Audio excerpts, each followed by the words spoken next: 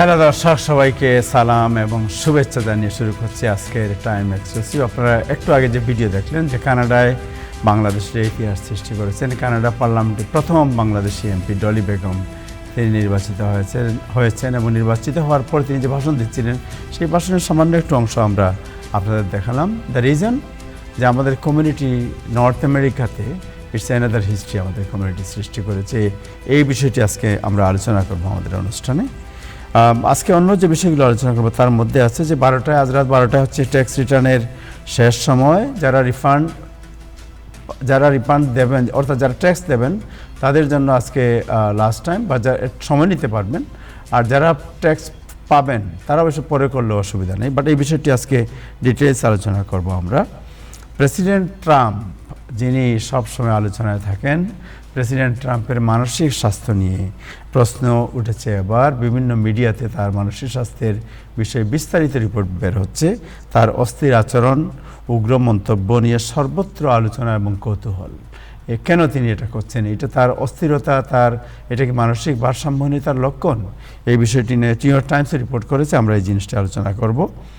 ফুরিয়ে আসছে ইরান যুদ্ধবিরতির সময় নতুন আলোচনা নিয়ে ইরানে পাকিস্তানের প্রেসিডেন্ট ওইখানে গিয়েছেন তিনি। ধর্মঘটে যাচ্ছে নিউ ইয়র্ক সিটি অ্যাপার্টমেন্টের কর্মচারীরা, আপনি আজকে রিপোর্ট বেরিয়েছে। এবং আগে যেটা বলেছি যে লন্ডনের পর পার্লামেন্টে যিনি এমপি হয়েছেন ডলি বেগম, তার বাড়িও সিলেটে। সিলেটিদের মধ্যে আলাদা একটা আপনার উত্তেজনা এবং আনন্দ বিরাজ করছে। যাই হোক, আজকে অতিথি যারা আছেন তাদের মধ্যে আছেন জনাব হাসান ফেরদৌস, শওকত আলী সাগর, লায়কুল হক চৌধুরী, মৌলভীবাজার জেলা সমিতি টরন্টোর সাবেক সভাপতি ইব্রাহিম চৌধুরী খোকন এবং কাজী পারভেজ।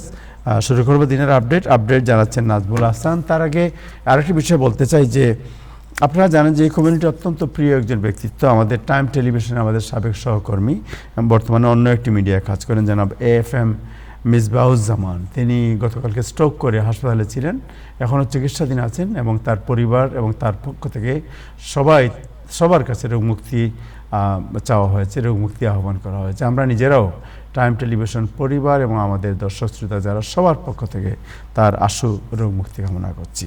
যাচ্ছি নাজমুল হাসান আপনার কাছে।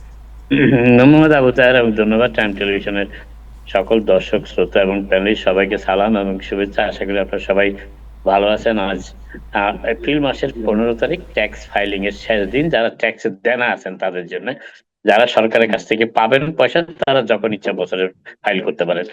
তবে আজকে যারা দেনা, তাদের এক্সটেনশনের একটা সুযোগ আছে। তবে দেনার অর্থের পরিমাণটুকু একটা আন্দাজ করে পুরোটাই পরিশোধ করার পরে এক্সটেনশনটা সাধারণত অ্যাপ্রুভ করা হয়। তবে এই বিষয়ে আমরা একটু পরে বিস্তারিত জানতে পারবেন। আজ বুধবার, এপ্রিল মাসের 15 তারিখ। যুদ্ধবিরতি ইরান এবং যুক্তরাষ্ট্রের মধ্যে যে যুদ্ধবিরতি চলছে সেটির মেয়াদ বাড়াতে নীতিগতভাবে সম্মত হয়েছেন যুক্তরাষ্ট্র এবং ইরান, এবং এই খবরটি দিয়েছে অ্যাসোসিয়েটেড প্রেস। তারা আজকে জানিয়েছে যে দ্বিপক্ষের পক্ষেই এই যুক্তিটি তারা পৌঁছেছে যে আরো কিছুদিন সময় দিতে পারে যাতে আলোচনা চলতে পারে যুদ্ধবিরতির ব্যাপারে। এবং প্রেসিডেন্ট ট্রাম্পও আশা প্রকাশ করেছেন যে একটি স্থায়ী শান্তি চুক্তি হয়তোবা সম্ভব হতে পারে এখনো পর্যন্ত। এবং ইরান এবং যুক্তরাষ্ট্রের অফিস কর্মকর্তারা আবার পাকিস্তানে যাওয়ার জন্য প্রস্তুত হচ্ছেন এবং আগামী উইকেন্ডে হয়তো এই আলোচনাটি হতে পারে পাকিস্তানে। এবং ইতিমধ্যে পাকিস্তান আর্মি যিনি প্রধান, তিনি তেহরানে গিয়েছেন ইরানের সাথে পরামর্শ। পাকিস্তান সেনাবাহিনীর প্রধান কিন্তু তিনি গিয়েছেন সেখানে, এবং তাকে যাতে এই যুদ্ধ আরো বিস্তৃতি না ঘটে অর্থাৎ যুদ্ধবিরতি যাতে অব্যাহত থাকে সেই জন্য ইরানকে রাজি করাতে, নীতিগতভাবে রাজি করাতে তিনি পাকিস্তানের সেনাবাহিনীর প্রধান তেহরান গিয়েছেন। সেই খবরটিও এসেছে। এবং আমি একটু আগে যেটি বললাম যে যুক্তরাষ্ট্র আশা প্রকাশ করেছে যে ইরানের সাথে একটি ডিল এখনো সম্ভব। এবং যদিও ইরানের উপর যথেষ্ট অর্থনৈতিক চাপ সৃষ্টি করেছে যুক্তরাষ্ট্র নৌ অবরোধের মাধ্যমে, কিন্তু তা সত্ত্বেও যুক্তরাষ্ট্র আশাবাদী যে ইরানের সাথে তার একটি ডিল করতে সক্ষম হবে। এবং এটি ট্রাম্প প্রশাসনের আশাবাদ, এবং তারা এই আশাবাদটি আজকে সকালেই করেছে যে তারা ইরানের সাথে যুদ্ধের একটি সমাপ্তি হয়তো টানা সম্ভব হবে। আরেকটি বিষয় যেটি বলার চেষ্টা করছিলাম সেটি হচ্ছে যে এবং এই ব্যাপারে মূলত প্রেসিডেন্ট ট্রাম্প চীনকে অনুরোধ করেছেন চীন যেন ইরানকে কোনো প্রকার অস্ত্র সরবরাহ না করে।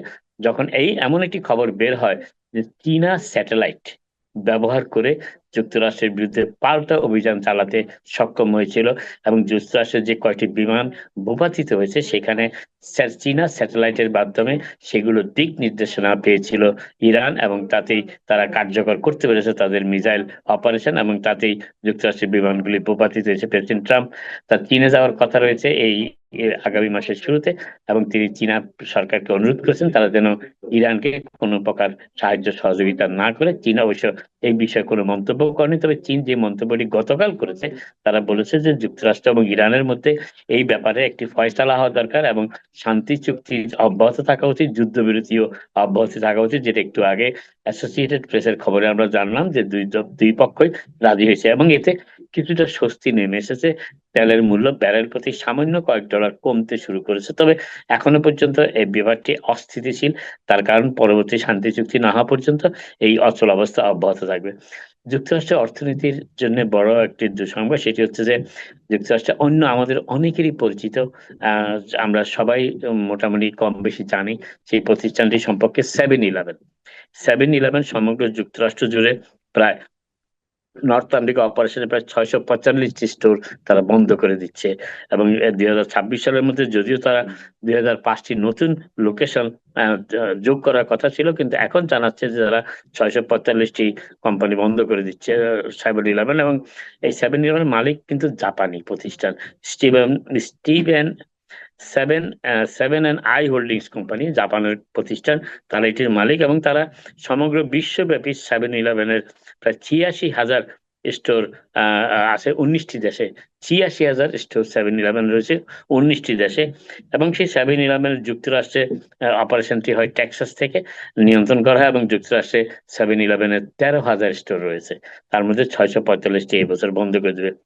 নিউ জার্সি ট্রানজিট, আপনারা জানেন যে প্রাইস গজিং যেটাকে বলে, যে আকস্মিক মূল্য বাড়িয়ে দেওয়ার সুযোগ বুঝে, সেই কাজটি কিন্তু করতে যাচ্ছে নিউ জার্সি ট্রানজিট বিশ্বকাপ উপলক্ষে, এবং সেই খবরটি ছেপেছে নিউ ইয়র্ক টাইমস। তারা বলেছে যে বিশ্বকাপ উপলক্ষে যে ট্রেনগুলো পেন স্টেশন থেকে ম্যাটলাইফ স্টেডিয়ামে যাবে সেগুলির আসা যাওয়ার ভাড়া নিউ জার্সি ট্রানজিট $100 বেশি করতে চাচ্ছে, যেটি আমার অনেকেই এর তীব্র সমালোচনা করেছে। নিউ ইয়র্ক টাইমসে সংবাদটি ছাপা হওয়ার পর এই 18 মাইল যাত্রা যে যাওয়া আসার জন্য 18 মাইল, সেখানে বর্তমানে টিকিট হচ্ছে মাত্র $12.90।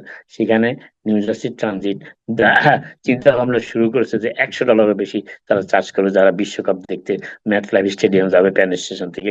ইতিমধ্যেই বিশ্বকাপ চলাকালীন সময়ে প্যান স্টেশনের একটি এলাকা সম্পূর্ণভাবে বন্ধ করে দেওয়া হচ্ছে যাতে সেখানে ভিড় না জমে, সেই জন্য তারপরে এখন টিকিটের দামও বাড়িয়ে দেওয়ার চিন্তা ভাবনা করছে, এবারে তীব্র সমালোচনার মুখে পড়েছে। শেষ পর্যন্ত গভর্নর হকুল নিউ ইয়র্ক সিটির ধনীদের উপর ট্যাক্স বাড়াতে সম্মত হয়েছেন মেয়র মামদানি। তবে এটি একটু একটু ভিন্নতা রয়েছে, এই যে ট্যাক্স বাড়ানোর ক্ষেত্রে ভিন্নতাটি হচ্ছে যে যে সমস্ত ধনী ব্যক্তিদের দ্বিতীয় বাড়ি রয়েছে নিউ ইয়র্ক স্টেটে, এবং সেই বাড়িগুলোর মূল্য 5 মিলিয়ন কিংবা তার চাইতে বেশি ডলার, $5 মিলিয়ন কিংবা তার চাইতে বেশি মূল্যের দ্বিতীয় বাড়ির মালিক যারা, তাদের উপর এই অতিরিক্ত কর চাপানোর সিদ্ধান্তের কথা জানিয়েছেন গভর্নর হকুল, এবং এই সিদ্ধান্তকে পূর্ণভাবে সমর্থন দিচ্ছেন new York city mayor Mamdani. কারণ তিনি এমনটি বলেছেন যে এর ফলে প্রমাণিত হচ্ছে যে ধনীদের উপরও ট্যাক্স আরোপ করা যায়। গভর্নর হকুল অবশ্য বলেছেন যে সমস্ত লোকজন নিউ ইয়র্ক শহরে $5 মিলিয়ন কিংবা তার চাইতে বেশি মূল্যের দ্বিতীয় বাড়ি অ্যাফোর্ড করতে পারেন, রাখতে পারেন, যদিও বছর জুড়ে তারা সেখানে থাকেন না, অন্যত্র থাকেন, অতএব তাদের এই এই সমস্ত ধনী ব্যক্তিদের যদি ট্যাক্স প্রদানও করতে হয় সেটি হচ্ছে খুব একটা বেশি কিছু নয়, সেটিও তারা মন্তব্য করেছেন গভর্নর হকুল, এবং এটি কার্যকর করতে যাচ্ছে মেয়র। এতে গভর্নর হকুলের এই এই সর্বশেষ উদ্যোগকে সমর্থন জানিয়ে বলেছেন যে এতে নিউ ইয়র্ক সিটির বাজেটে প্রায় $500 মিলিয়ন অতিরিক্ত সংযুক্ত হতে পারে প্রতি বছর এই ধনীদের দ্বিতীয় হোম, যেগুলোর মূল্য 5 মিলিয়ন কিংবা তার চাইতে $5 মিলিয়ন কিংবা তার চাইতে বেশি। নিউ ইয়র্কের গাড়ি চালকদের জন্য আরেকটি নতুন প্রক্রিয়া কার্যকর হতে যাচ্ছে, জরিমানার প্রক্রিয়া আমি বলবো, এবং এই জরিমানাটি $250 পর্যন্ত হতে পারে। সেই জরিমানাটি হচ্ছে 17 এপ্রিল থেকে এটি কার্যকর করা হবে, এবং সেটি হচ্ছে যে এই নিউ ইয়র্ক সিটিতে বাস লেনে যারা ক্যামেরা ভিত্তিক ট্রাফিক এনফোর্সমেন্ট, যেটাকে এসিএ বলে, এবং সেটি কার্যকর করা হচ্ছে আরো 2টি বাস লেনে আগামী 17 এপ্রিল থেকে। যেসব চালক বাস স্টপ বা বাস লেন আটকে রাখবেন তাদের $250 পর্যন্ত জরিমানার সম্মুখীন হতে পারেন তারা। মেট্রোপলিটন ট্রান্সপোর্ট অথরিটি বা এমটিএ আগামী শুক্রবার থেকে এটি কার্যকর করতে যাচ্ছে সেটা বলেছি। এবং যেসব চালক ভুল লেনে গাড়ি চালাতে বা পার্ক করতে দেখা যাবে তাদেরকে $250 পর্যন্ত জরিমানা করা হতে পারে। নিউ ইয়র্ক সিটিতে গাড়ি চালানোর নতুন নিয়মটি এমটি এর অটোমেটেড ক্যামেরা এনফোর্সমেন্ট, এসি, যেটা একটু আগে বললাম, সেটির অংশ। এবং বাস চলাচলের পথ বা রুটগুলো বাধামুক্ত রাখার মাধ্যমে বাসের গতিবৃদ্ধি এবং সেবাকে আরো নির্ভরযোগ্য করে তোলাই হচ্ছে এই এসিএ কর্মসূচির মূল লক্ষ্য। এক সংবাদ বিজ্ঞপ্তিতে এমটিএ জানিয়েছে যে এখন থেকে আরো 2টি বাস রুটে এই অটোমেটেড ক্যামেরা এনফোর্সমেন্ট চালু করা হচ্ছে, এবং সেই বাসগুলো আমি বলে দিচ্ছি, হচ্ছে Q17 ফ্লাশিং এলাকার বাস, ফ্লাশিং থেকে জামাইকা পর্যন্ত যায়। আরেকটি হচ্ছে Q27 ফ্লাশিং থেকে কেমব্রিয়া হাইটস পর্যন্ত যায়। এই 2টি বাসে, সবগুলো বাসে অতিরিক্ত ক্যামেরা বসানো হয়েছে যাতে অটোমেটেড ক্যামেরা এনফোর্সমেন্টের কার্যকর করা যায়। এবং যারা এই বাস লেনগুলো আটকে রাখবেন কিংবা বাস লেনের ভেতর দিয়ে গাড়ি চালাবেন, ক্যামেরায় সেই ছবিগুলো তুলে রাখা হবে এবং পরবর্তীতে তাদের কাছে টিকিট পাঠানো হবে। কিংবা বাস স্টপের ঠিক সামনে গাড়ি থামিয়ে রাখা বা দাঁড়িয়ে থাকা, বাস লেনের ভিতরে অবৈধভাবে ডাবল পার্কিং করা, এক লাইনে 2টি গাড়ি রাখা, বাস স্টপের ভিতরে যাত্রীদের জন্য অপেক্ষা করা, এগুলি সবগুলোই কিন্তু অটোমেটিক ক্যামেরা এনফোর্সমেন্টের আওতায় চলে আসছে। এবং ক্যামেরা তোলা এই ছবিগুলো পরে গাড়ির লাইসেন্স প্লেটের অর্থবহ পর্যালোচনার মাধ্যমে গাড়ির মালিকের কাছে টিকিট পাঠানো হবে। প্রথমে টিকিটটি হবে $50, এরপরে পরবর্তীতে যারা টিকিট আরো পাবেন সেগুলি $250 পর্যন্ত হতে পারে। তবে এই কর্মসূচি চালু হয়েছে একটি 60 দিনের পরীক্ষামূলক কর্মসূচির পর, এবং সেই কর্মসূচির পরে এই প্রথমবারের মতো এগুলি চালু করা হচ্ছে পূর্ণ মাত্রায় জরিমানার ব্যাপারটি। তবে প্রথমে একটু আগে বললাম $50 প্রথম জরিমানা, এবং যারা বারবার এগুলো মানবেন তাদেরকে, মেনে চলবেন না লঙ্ঘনকারী, তাদেরকে $250 পর্যন্ত জরিমানা অর্থ অনলাইন মোবাইল অ্যাপের মাধ্যমে দেওয়া যাবে। এবং এবং যারা এই দেরি করবেন সেখানে লেট পেনাল্টিও হতে পারে এই অটোমেটিক ক্যামেরা এনফোর্সমেন্ট। তবে অটোমেটিক ক্যামেরা এনফোর্সমেন্ট নতুন কিছু নয়, 2024 সালে চালু হওয়ার পর থেকে এই কর্মসূচির আওতায় অনেকগুলো বাস লেনকে ইতিমধ্যে অন্তর্ভুক্ত করা হয়েছে। বর্তমানে 58টি রুটের ট্রাফিক নিয়মাবলী কঠোরভাবে কার্যকর করা হচ্ছে। 58টি রুটে এই এসি কার্যক্রম চালু রয়েছে। 1700টির বেশি, 1700 বেশির বাসে এখন এসি ক্যামেরা বসানো রয়েছে, এবং নির্দিষ্ট কিছু রুটের অংশ যাতায়াতের সময় প্রায় 30% পর্যন্ত হ্রাস পেয়েছে এই অটোমেটিক ক্যামেরা এক্সচেঞ্জের কারণে। আপাতত এখানেই শেষ করি, আবার আপনাদের সাথে কথা হবে। আপনারা সবাই ভালো থাকুন। একটু আগে যেটা বলছিলাম যে আপনি জানেন যে কানাডায় বাংলাদেশের একটি ইতিহাস সৃষ্টি করেছেন। কানাডার পার্লামেন্টের প্রথম বাংলাদেশি ডলি বেগম নির্বাচিত হয়েছেন, এবং এই বিষয়টি নিয়ে আজকে একটু আলোচনা করবো। আমাদের সাথে যুক্ত আছেন জনাব শওকত আলী সাগর, যিনি অত্যন্ত সিনিয়র একজন জার্নালিস্ট এবং বাংলাদেশ এবং জানেন আপনি কানাডার সব বিষয়ে তিনি আলোচনায় অত্যন্ত পারঙ্গম। আপনাকে শুভেচ্ছা জানাচ্ছি সাগর। এবং আমাদের সাথে আরও যুক্ত হয়েছেন জনাব লায়কুল হক চৌধুরী, যিনি সাবেক সভাপতি মৌলভীবাজার জেলা সমিতি টরন্টো, যেটা দুজনের সাথে আমরা এই বিষয়ে কথা বলবো। সাগর, আপনাকে শুভেচ্ছা, এবং লাগবে আপনাকে শুভেচ্ছা জানাচ্ছি আমাদের অনুষ্ঠানে যোগদান করার জন্য। বাট অনুষ্ঠান শুরু করার আগে জাস্ট একটা ছোটো ভিডিও আমাদের দর্শক যারা আছেন তাদেরকে দেখাবো, যেটা উনি তার ভিক্টরি স্পিচে দিয়েছিলেন। এরপরে আমরা আলোচনা শুরু করব। ভিডিওটি এটি দেখুন, তারপরে আমরা আলোচনা শুরু করবো।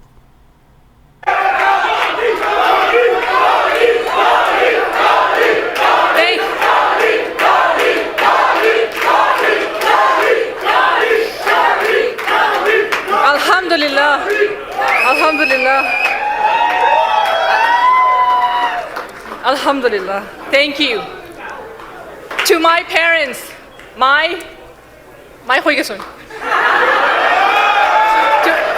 to my and Abba, I would not be here without you. It is because of your sacrifice that I stand here. And it is your dream that I strive to make a reality. And to my brother who worked 2 jobs so that his big sister could go back and finish her studies. Thank you. একটি ছোট্ট video দেখালাম, আরও লম্বাই বক্তৃতা আছে, আমরা সময় নেই এখন দেখানোর। শওকত আলী সাগর, প্রথমে আপনার কাছে যাই যে আপনি জানেন যে কানাডায় এর আগে লন্ডনে বাংলাদেশি তথা সিলেটিরা প্রথম ইতিহাস সৃষ্টি করেছিল। কানাডাতেও বাংলাদেশি তথা সিলেটবাসী প্রথম ইতিহাস সৃষ্টি করেছে। যদি অনেকে মনে করবে এটা সিলেটকে আলাদা করার কিছু নেই, বাট তারপরেও আপনি জানেন যে সবার অঞ্চলের প্রতি সবার একটা টান আছে।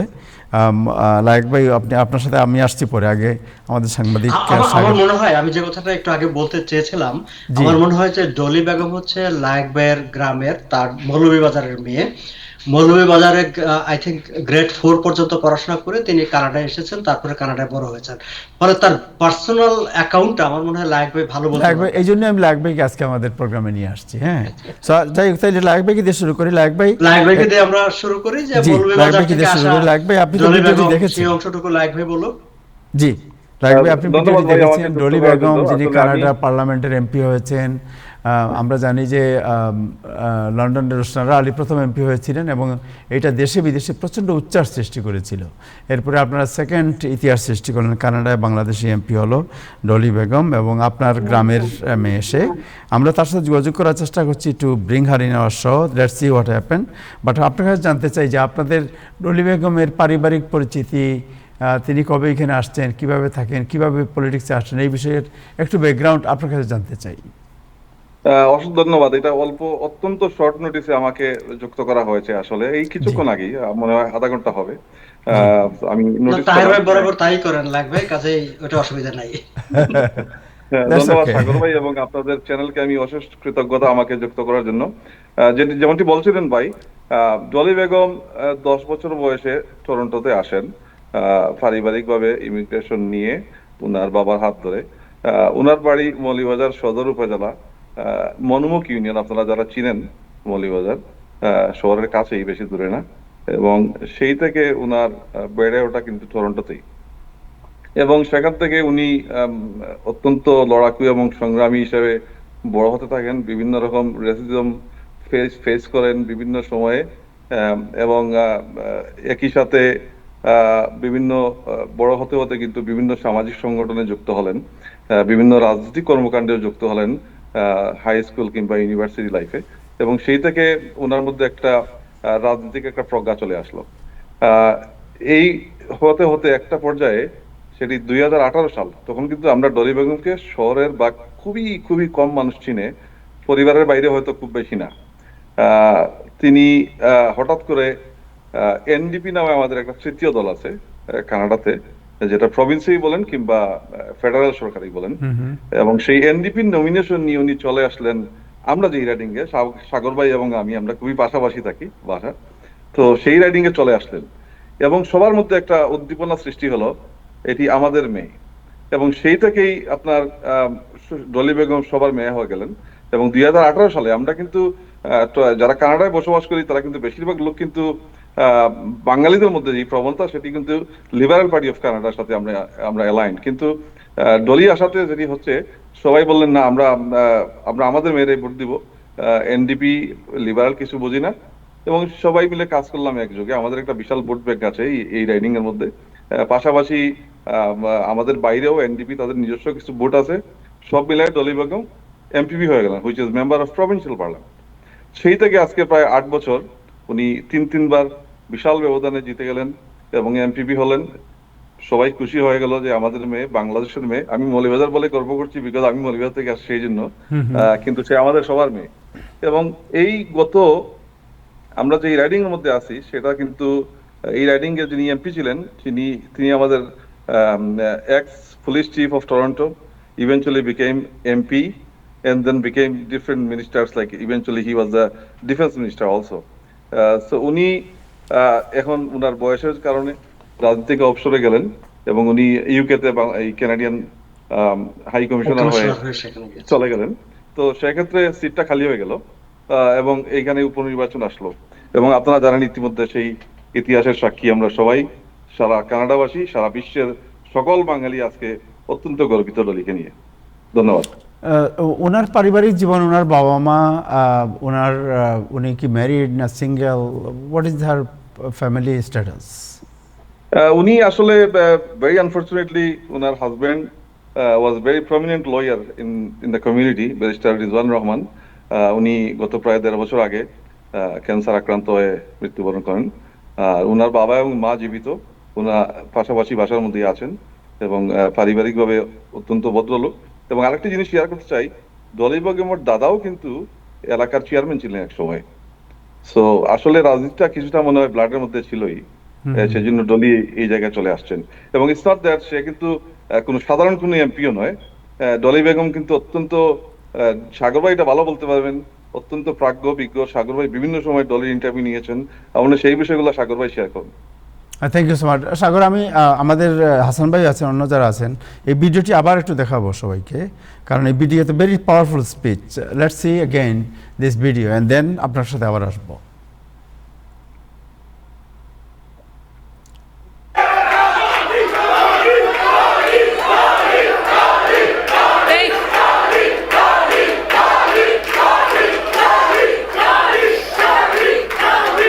Alhamdulillah.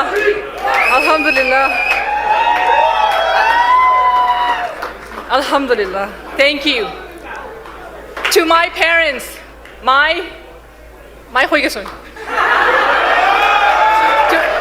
to my and Abba, I would not be here without you.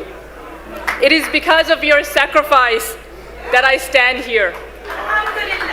And it is your dream that I strive to make a reality. And to my brother who worked 2 jobs so that his big sister could go back and finish her studies, I walk on the path that you have paved. And I'm so proud to be your sister. Alhamdulillah.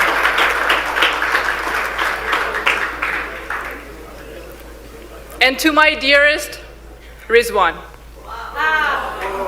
my better half. 8 years ago, I called him my better half, and he became my better half. You entrusted me to fight for you, and that is exactly what I will do for you. I will stand up for the values that define us: inclusion, respect, and opportunity for all. And to those who did not vote for me, I want to say this. I am also here to represent you too. Your voices matter and your concerns matter. I hear you, and I will work hard every single day to earn your trust. And I will work every single day for your trust. Shawkat Ali সাগর, আপনি interview করেছেন, আপনি জানেন উনি কি করতে চান, and how she make the history, একটু আমরা জানতে চাই আপনার কাছ থেকে। আপনি ভিডিওটা যে জায়গায় শেষ করেছেন, আপনি যদি আরেকটু সামনে যেতেন তাহলে আপনি বুঝতে পারতেন বা আমাদের দর্শকরা বুঝতে পারতো যে ডলি বেগম তিনি যে কেবলমাত্র কানাডার একটি নির্বাচনী এলাকা থেকে এমপি নির্বাচিত হয়েছেন, যে তিনি কেবলমাত্র এমপি তা নন। তার এই বক্তৃতার এই অংশটি সেটি যে কোনো দেশের যে কোনো মানে খুব প্রাজ্ঞ জাতীয় নেতার বক্তব্যে যা থাকার কথা, যা থাকে সেটুকুই ছিল। তিনি সেখানে স্পষ্ট করে বলেছেন যে আমি এটি এনশিওর করতে চাইবো যিনি নামাজ পড়বেন তিনি মসজিদে গিয়ে নিশ্চিন্তে নির্বিঘ্নে নামাজ পড়তে পারবেন। যিনি মন্দিরে যাবেন, যিনি ভ্যানেগগে যাবেন, যিনি অন্য মানে যে কোনো ধর্মীয় মন্দির বা ধর্মীয় উপাসনালয়ে যাবেন, সেটি তার জন্য নিশ্চিন্ত থাকবে, সেখানে কোনো ভয় ভীতি কোনো কিছু থাকবে না। এমনকি প্যালেস্টাইনি যে শিশু যে এখন নিপীড়নের মৃত্যুর মুখোমুখি আছে, আমি তার জন্য দাঁড়াবো। নির্বাচন ডলি বেগম যখন লিবারেল পার্টিতে যোগ দিলেন, অনেকের এই প্রশ্নটা ছিল যে ডলি বেগম বিভিন্ন সময় প্যালেস্টাইনিদের উপর যে হামলা, নিপীড়ন, নির্যাতন তার বিরুদ্ধে একটা সোচ্চার কণ্ঠস্বর ছিলেন। তিনি লিবারেল পার্টিতে যোগ দেওয়ার পর এই ইস্যুটা নিয়ে ক্যানাডিয়ান মেইন স্ট্রিম মিডিয়াতে খুব অনেকগুলো রিপোর্ট হয়েছিল যে ডলি বেগমের এখন পজিশন কি হবে। কিন্তু দেখা গেল যে তিনি এমপি হিসাবে নির্বাচিত হওয়ার পর তার প্রথম বক্তৃতায়, তার ভিক্টোরি স্পিচে তিনি আবার সেই প্যালেস্টাইনিদের পক্ষেই দাঁড়ালেন। তার মানে হচ্ছে যে তিনি যেটা বিলিভ করেন, তিনি যেটা বিশ্বাস করেন, ঠিক সেটি নিয়েই তিনি সংগ্রাম করে যাবেন, করতে চান, সেটি নিয়ে তিনি প্রকাশ্যে কথা বলেছেন। এখন আমরা যদি একটু পেছনের দিকে তাকাই, লায়েক ভাই তো তার ব্যক্তিগত জীবন, উঠে আসা অনেক কিছু বলেছেন। আমরা দেখেন তারপরে আপনি ইভেন আমরা যদি মার্কিন যুক্তরাষ্ট্রের মানে স্টেট গভর্নমেন্ট বলেন, ফেডারেল গভর্নমেন্ট বলেন, কংগ্রেস বলেন, এমন অনেক এমপি আছে, অনেক মন্ত্রী আছে, কানাডার ফেডারেল গভর্নমেন্টের অনেক মন্ত্রী আছে, আমরা আসলে ঠিক মতো তাদের নামটাও জানি না। কেউ যদি বলে যে উনি একজন মন্ত্রী, ও আচ্ছা তাই নাকি। কিন্তু ডলি বেগম প্রভিন্সিয়াল পার্লামেন্টের এমপিপি, তিনি বিরোধী দলের এমপিপি, তিনি বিরোধী দলীয় উপনেতা। ডলি বেগমের প্রেজেন্সটা কিন্তু একেবারে দৃশ্যমান ছিল। যখন হাউস চলে, যখন সেশন চলে, ডলি বেগম আছে, সেটা টেলিভিশনে তাকালে দেখা যায়, কানাডিয়ান পত্র পত্রিকায় বোঝা যায় যে ডলি বেগম বলে একজন জনপ্রতিনিধি সেখানে আছেন, তিনি কথা বলছেন। আমাদের প্রিমিয়ার প্রগ্রেসিভ কনজারভেটিভ পার্টির ডাগ ফোর্ড খুবই প্রভাবশালী ব্যক্তি তিনি, এমনকি আমাদের প্রাইম মিনিস্টার তার সঙ্গে খুবই ব্যক্তিগত সম্পর্ক রাখেন। সেই ডাগ ফোর্ড যখন পার্লামেন্টে দাঁড়িয়ে বললেন যে ইউ ইমিগ্রেন্টস, তোমরা এখানে এসে সরকারি ভাতা নিবা, কাজ করবা না, বসে বসে থাকবা, এটা চলবে না, হয় কাজ করো না হয় তোমার দেশে চলে যাও। Dolly Begum was the first public representative যে পার্লামেন্ট, প্রভিন্সিয়াল পার্লামেন্টে তার মুখের উপর দাঁড়িয়ে বলেছিল ইউ নিড টু অ্যাপোলোজাইজ, তোমাকে ক্ষমা চাইতে হবে। সেটি নিয়ে তুমুল তর্ক বিতর্ক হয়েছে, মেইন স্ট্রিম মিডিয়ায় অনেক আলোচনা সমালোচনা হয়েছে, কিন্তু ডলি বেগম প্রথম ব্যক্তি ছিলেন যিনি ডাগ ফোর্ডের মুখের উপর দাঁড়িয়ে বলছিলেন যে তোমাকে মাপ চাইতে হবে। সো মানে ডলি বেগম অনেক ধরেন উনি মৌলভীবাজারের মেয়ে, বাংলাদেশি একটা মেয়ে, বা যে কমিউনিটি, যে রাইডিং থেকে তিনি নির্বাচিত হন সেই রাইডিং এ অনেক বাংলাদেশি ভোট আছে। এটি কিন্তু ডলি বেগমের একমাত্র স্ট্রেংথ না। ডলি বেগম কিন্তু অ্যাক্রস দ্য কমিউনিটি, আপনি বাংলাদেশি কমিউনিটির বাইরে যে কোনো কমিউনিটিতে যান, লাগবে বলছেন যে তাকে আমরা বলতাম আমাদের মেয়ে। ডলি বেগম কেবল যে আমাদের মেয়ে হয়ে গিয়েছিলেন তা না, কিন্তু তিনি মানে অল কমিউনিটির, তার নির্বাচনী এলাকার সব মানুষের মেয়ে হয়ে গিয়েছিলেন। যার কারণে মানে আপনি নো ম্যাটার হোয়াট, যেটা উনি বলেছেন যে যখন এনডিপি করে, লিবারেল পার্টির লোকজন তার জন্য ভোট করেছে, তার জন্য ক্যাম্পেইন করেছে। আবার উনি যখন লিবারেল পার্টিতে এসেছে তখন এমন হয়েছে যে এখানে প্রধান বিরোধী দল যেটি সংসদে, বিরোধী দল রীতিমতো অবস্থাটা এমনই তৈরি হয়েছিল যে তিনি প্রার্থী দিতে পারছেন না। শেষ পর্যন্ত একেবারে শেষ বেলা অন্য জায়গা থেকে ধরে এনে একজনকে প্রার্থী দিয়েছেন।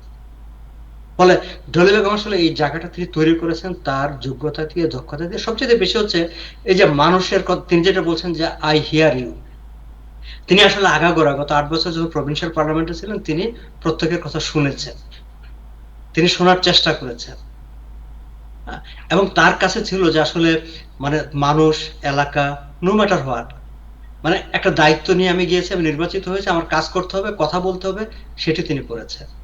যার কারণে তার আজকের এই অবস্থা হয়েছে। এবং দেখেন এই আসনটিতে মানে যখন বিল ব্লেয়ার তো খুবই হেভিওয়েট ক্যান্ডিডেট, লাইক ভাই তার সম্পর্কে বলেছেন, তিনি গত নির্বাচনে আই থিঙ্ক 63% মতো ভোট পেয়েছিলেন। ডলি বেগম কিন্তু বাই ইলেকশনে সাধারণত এইসব দেশে ভোটাররা ভোট দিতে যেতে চায় না, তারপরেও প্রায় 20,000 ভোট, এবং তার যে নিকটতম প্রতিদ্বন্দ্বী প্রধান বিরোধী দলের 5,000-এর মতো ভোট, 15,000 ভোটের ব্যবধানে, এবং 70% অফ দ্য কাস্টিং ভোট তিনি পেয়েছেন, যেটা একটা রেকর্ড। আচ্ছা, এখন ডলি বেগম হুট করে এই প্রশ্নটা মনে কারো জাগতে পারে যে তিনি কনজারভেটিভ এনডিপির ডেপুটি লিডার ছিলেন এখানে, তিনি কেন ফেডারেল এমপি হওয়ার জন্য চলে গেলেন। লিবারেল পার্টির জন্য এটা একটা চ্যালেঞ্জিং ছিল। আপনারা জানেন যে লিবারেল পার্টি মার্ক কার্নি মানে মাইনরিটি গভর্নমেন্ট, তার মেজরিটি পাওয়া নিয়ে একটা ব্যাপার ছিল, ফলে কোনো একটা সিট তার হারানোর মানে এফোর্ড করা সম্ভব ছিল না মার্ক কার্নির জন্য কিংবা ক্ষমতাসীন দলের জন্য। ফলে এই আসনটা লিবারেল পার্টির আসন, তারপরেও এখানে লিবারেল পার্টির দিকে একটা দরকার ছিল এমন একজন ক্যান্ডিডেট যে বিজয়টা নিয়ে আসতে পারবে। আমি আমার যে পার্সোনাল ইনফরমেশন লিবারেল পার্টি বা গভর্নমেন্ট লেভেলে, সেখান থেকে আমি যে তথ্যটুকু জানি সেটা হচ্ছে যে লিবারেল পার্টির মানে যে স্ট্র্যাটেজিক টিম, তারা লিবারেল পার্টির যত ক্যান্ডিডেট আছে প্রত্যেকের, যারা এই আসনে নমিনেশন চেয়েছিলেন, তাদের রেজুমে, তাদের পারফরমেন্স, তাদের সবকিছু রিভিউ করে তারা বলেছে যে none of them is fit for us to মানে এই সিটটা সিকিউর করার জন্য। তাহলে হু নেক্সট, বা এই সিটটা পাওয়ার জন্য লিবারেল পার্টির কতগুলো ক্রাইটেরিয়া ছিল। এখানে ইমিগ্রেন্ট ক্যান্ডিডেট হইতে হবে, একটা মুসলিম ক্যান্ডিডেট হলে ভালো হয়, একটা মেয়ে ক্যান্ডিডেট হলে ভালো হয়, একটা হিজাবি ক্যান্ডিডেট হলে ভালো হয়। মানে এখানকার যে জনবসতির যে ক্যারেক্টারিস্টিক্স, এই ভোটটা, এই আসনটা নিশ্চিত করার জন্য যা যা লাগবে লিবারেল পার্টি যেভাবে অ্যানালাইসিস করেছে, এই ছিল তাদের স্ট্র্যাটেজিক টিমের, তাদের recommendation to the prime minister. তাইলে প্রার্থী ডলি বেগম, এবং ডলি বেগমের ব্যাকগ্রাউন্ড চেক সবকিছু করে they approached her. Liberal party prime minister office থেকে প্রথম কথা বললো, প্রাইম মিনিস্টার নিজে কথা বললেন, প্রাইম মিনিস্টার 1-to-1 বৈঠক করলেন, করে তাকে কনভিন্স করে তাকে নিয়ে গেছে। তো মানে ইভেন মার্কারের মতো লিডারও কিন্তু তার মধ্যে ওই জিনিসটা দেখতে পেয়েছে যে সে ইজ দ্য লিডার, যাকে লিবারাল পার্টির দরকার, যাকে আমার দরকার, তাকে সেভাবে নিয়ে গেছে। এবং এখানকার জনগণ নো ম্যাটার হওয়ার, তারা কিন্তু মানে একটা জিনিস হয় আর কি, যে দল কেন ত্যাগ করলো, এত বছর এই পার্টিতে ছিল অন্য পার্টিতে চলে গেল, সেটা কিন্তু ম্যাটার করে নাই। আসলে ম্যাটার করে নাই বলে 70% ভোট তিনি পেয়েছেন। এবং ভোটের পর তিনি যে বক্তৃতা করেছেন, সেই বক্তৃতা তো তিনি ঠিক সেই একজন জাতীয় নেতার মতো সবাইকে অ্যাকোমোডেট করার চেষ্টা করেছেন। এখন সামনের দিনগুলো কি হবে? তিনি আজকে অটোয়াতে চলে গেছেন, প্রাইম মিনিস্টারের সঙ্গে দেখা করে এসেছেন, এখনো ফিরেছেন কিনা আমি শিওর না, বাট তিনি আজকে সারাদিন অটোয়াতে ছিলেন, প্রাইম মিনিস্টারের সঙ্গে ছিলেন। আমি তো ব্যক্তিগতভাবে আশা করি যে মার্ক কার্নির কোন একটা গুরুত্বপূর্ণ জায়গায় তিনি যাবেন, বা তাকে কোন একটা গুরুত্বপূর্ণ জায়গায় নেওয়া হবে, সেটা আমার পার্সোনাল এক্সপেকটেশন। বাকিটা তো গভর্নমেন্টের মতো করে চিন্তা করে। কিন্তু আমরা যদি সামগ্রিকভাবে আমাদের কমিউনিটির কথা ভাবি, দেখেন ডলি বেগম হচ্ছে সেই মানুষটা যিনি প্রথম কানাডাতে first elected representative from Bangladesh origin, সেটা কিন্তু তিনি। আমাদের যে 3 স্টেজের যে গভর্নমেন্ট, আপনি সিটি কর্পোরেশন বলেন, প্রভিন্সিয়াল গভর্নমেন্ট বলেন, বা ফেডারেল গভর্নমেন্ট বলেন, প্রভিন্সিয়াল গভর্নমেন্টে আমাদের প্রথম পাবলিক রিপ্রেজেন্টেটিভ সেটা ডলি বেগম, ফেডারেল গভর্নমেন্টে আমাদের প্রথম পাবলিক রিপ্রেজেন্টেটিভ সেটা ডলি বেগম, এবং এখন পর্যন্ত একমাত্র। এবং ডলি বেগম যখন পলিটিক্সে আসলেন, তিনি যখন এমপিপি হলেন, তাহের ভাই আমি এই জিনিসটা খুব আমি খেয়াল করেছি যে আমাদের এবার আমাদের বাচ্চারা, মানে যারা কখনো সব পলিটিক্স নিয়ে চিন্তা করে, তারাও চিন্তা করে, তারা ভাবে ও one day I will be the public office. এখন আমাদের বাচ্চাদের মধ্যে কিন্তু এই চিন্তাটা মানে তাদের মধ্যে গেছে যে one day I will be the public office, আমি একদিন ইলেকশন করব, আমি পলিটিক্স করব। এই ভাবনাটা কমিউনিটির মধ্যে তিনি জাগ্রত, নতুন প্রজন্মের মধ্যে তিনি এটা জাগ্রত করতে পেরেছেন। আর আমরা যদি ভাবি যে আমাদের ইভেন সাউথ এশিয়ার প্রত্যেকটা দেশের রিপ্রেজেন্টেটিভ ক্যানাডিয়ান পার্লামেন্টে আছে, আমাদেরই কেউ ছিল না, এখন ডলি বেগম গেছেন। এই আর কি। Thank you so much, thank you, beautiful, thank you.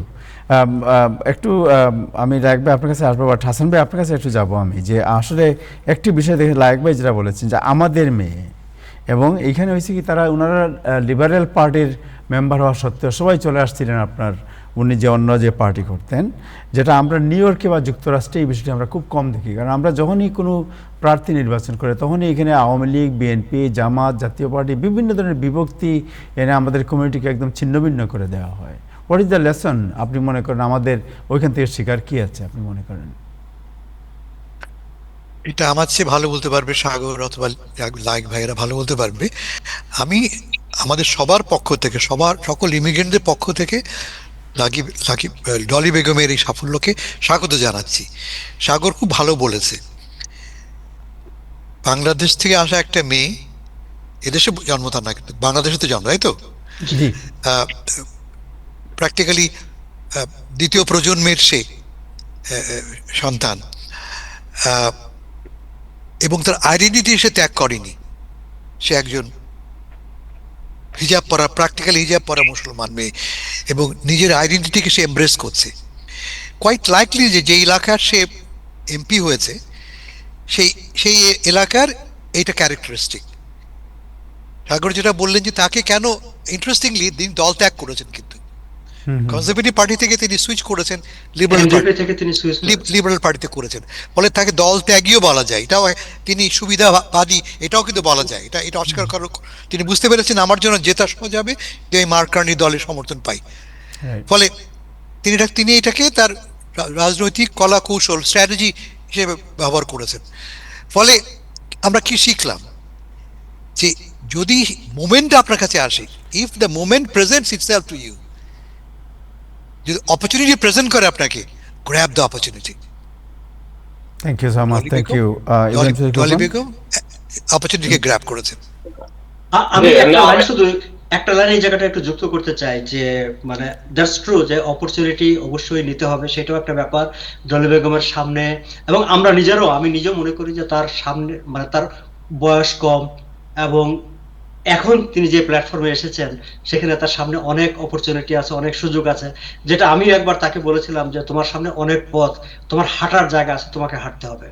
কিন্তু আমি যেই পয়েন্টটা হাসান ভাই আমি মানে একটু অ্যাড করতে চাই, সেটা হচ্ছে যে আমরা যদি বিগত নির্বাচনে, মানে প্রভিন্সিয়াল নির্বাচনে যখন ডলি বেগম তৃতীয়বারের মতো নির্বাচিত হন, তখন তার ভোট ছিল 43%।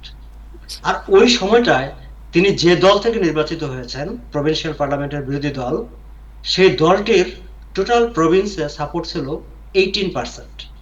অর্থাৎ তার দলের চাইতেও ডলি বেগম কিন্তু বেশি জনপ্রিয়। এবং এই যে আমরা যদি দল থেকেও বলি, দল ত্যাগ করে এসে আরেকটা প্ল্যাটফর্মে দাঁড়িয়ে এখানকার হেভিওয়েট ক্যান্ডিডেট বিল ব্লেয়ার, যেখানে 62% ভোট পেয়েছিলেন, তিনি 70% ভোট পেয়েছেন। আবার তিনি কিন্তু প্রমাণ করেছেন যে তিনি আসলে দলের চাইতেও ডলি বেগম অনেক বেশি জনপ্রিয়। সাগর, আমার একটা প্রশ্ন ছিল। প্রশ্ন হচ্ছে যে কানাডাতে কিন্তু ইসলাম বিদ্বেষ বাড়ছে। আমি একটু আগেই দেখলাম স্ট্যাটিস্টিক্স, 94% বেশি হয়েছে গত বছর তুলনায় কানাডা ইসলাম বিদ্বেষ। সেখানে ডলি বেগম ওপেনলি নিজেকে একজন মুসলিম মহিলা হিসেবে প্রেজেন্ট করছেন। এটা কি পলিটিক্যালি তার জন্য লাভজনক, না এটা ক্ষতিকর হতে পারে? না, এটা তার জন্য চ্যালেঞ্জিং, কিন্তু আমি ক্ষতিকর হিসেবে দেখি না। এই কারণে যে দেখেন, ডলি বেগম, আপনি যখন তার ছবি দেখবেন, ভিডিও দেখবেন, ডলি বেগম একজন হিজাবি মেয়ে। কিন্তু আপনি যখন ডলি বেগমের সঙ্গে কথা বলবেন, আপনি দেখবেন যে একটা সো মডার্ন একটা মেয়ে। তার কথায়, বার্তায়, আচরণে আপনার সঙ্গে কোথাও তার মধ্যে কোনো কনজারভেটিভনেস আছে, রক্ষণশীলতা আছে, কোনো ধরনের প্রেজুডিস আছে, সেটা আপনার কিছু মনে হবে না। আপনি তার সঙ্গে কথা বলা মাত্র তার সম্পর্কে আপনার মানে প্রিকনসিভ যত ধারণা আছে সব আপনার চেঞ্জ হয়ে যাবে। এটা ঘটেছে এই পর্যন্ত আর কি। আর যেহেতু ডলি বেগম অলওয়েজ সে চ্যালেঞ্জিং জায়গাগুলোতে লজিক্যালি ফেস করে, সে তো এই প্রশ্ন নিয়ে কিন্তু তুমুল মিডিয়াগুলো, ক্যানাডিয়ান মিডিয়া ইলেকশনের আগের দিন পর্যন্ত 21টা ইন্টারভিউ মেইন স্ট্রিম সে ডিক্লাইন করেছে। কিন্তু মেজর যাদেরকে ইন্টারভিউ দিয়েছে তাদের প্রত্যেকের কিন্তু তাকে গ্রিল করার চেষ্টা করেছে ঠিক এই জায়গাটায়, প্যালেস্টাইন ইস্যুতে। এবং সে কিন্তু সাকসেসফুলি প্রত্যেকটা এনকাউন্টার করেছে। এবং আফটার এনকাউন্টারিং তারা কিন্তু আর তাকে আর নেগেটিভলি ফোকাস করতে পারে নাই। তো ওই জায়গাটা আমরা মনে করি যে সে এই চ্যালেঞ্জ গুলো অতিক্রম করে আগাবে। ওটা অবশ্যই চ্যালেঞ্জ। Thank you. আমি একটু অ্যাড করতে পারি নাকি? আমি হাসান ভাই যেমনটি বলছিলেন, সাগর ভাইও প্যালেস্টাইন ইস্যুতে ডলি কিন্তু এই ভিক্টোরি স্পিচেও কিন্তু সে শুধু প্যালেস্টাইন না, সারা বিশ্বের মানবতাবাদী দলের পক্ষে কথা বলেছে। এবং সে পরিষ্কার বলেছে যে কোনো জায়গায় মানুষকে আপনার অত্যাচার নির্যাতন করা যাবে না, সেটার বিরুদ্ধে সে অবস্থান নিচ্ছে। ভাই হাসান ভাই যেটা বলছিলেন, দল পরিবর্তনের একটা বিষয় নিয়ে আসছেন সামনে, অত্যন্ত চমৎকার। কানাডাতে কিন্তু আপনারা কতটুকু জানেন জানি না, 3টা পলিটিক্যাল পার্টি আছে, মেইন পার্টি। সেটার মধ্যে হচ্ছে আপনার লিবারেল, এনডিপি সেন্টার, আর আপনার এদিকে হচ্ছে আপনার কনজারভেটিভ। এই কনজারভেটিভ এবং লিবারেল দুইটা পার্টি কিন্তু neck to neck kind of পপুলারিটির দিক দিয়ে। আর এনডিপি হচ্ছে মাঝামাঝি অবস্থানে, কখনো একটু বাড়ছে, কখনো আবার কমছে। তো এই এনডিপি এবং লিবারেল, ডলি বেগম ছিলেন কিন্তু, একটু mind it, she was in the provincial party of NDP, not the federal party. So এই এনডিপি এবং লিবারের মধ্যে একটা অ্যালাইনমেন্ট আছে। মানে কানাডার প্রেক্ষাপটে এনডিপি হচ্ছে আপনার ধরেন বামপন্থী, লিবারেলটা হচ্ছে মধ্যপন্থী টুয়ার্ডস বামপন্থী, আর ওই কনজারভেটিভ আপনাদের রিপাবলিকানের মতোই পুরাটাই ডানপন্থী। সো আমাদের কিন্তু লিবারেল এবং এনডিপির মধ্যে একটা অ্যালাইনমেন্ট সবসময় ছিল, বরাবরই ছিল। এবং ওরা সবসময় কিন্তু একদল কিন্তু আরেকদলকে সাহায্য করছিল, এবং বিগত সরকারের ট্রুডোর গভর্নমেন্টও সেটা হয়েছে। সেটাতে আমাদের আসলে কোনো দোষ নেই। এবং রিসেন্টলি আপনি খেয়াল করবেন ক্যানাডিয়ান পলিটিক্সে অলরেডি কিন্তু কনজারভেটিভ মানে বিরোধী দল যেটা অপোজিশন, এখান থেকে কিন্তু ফ্লোর ক্রস করে অলরেডি 3 জন চলে আসছেন। আরো 11 জন কিন্তু সিরিয়াসলি লাইনে, সেটা ইনফ্যাক্ট আই নো দ্যাট।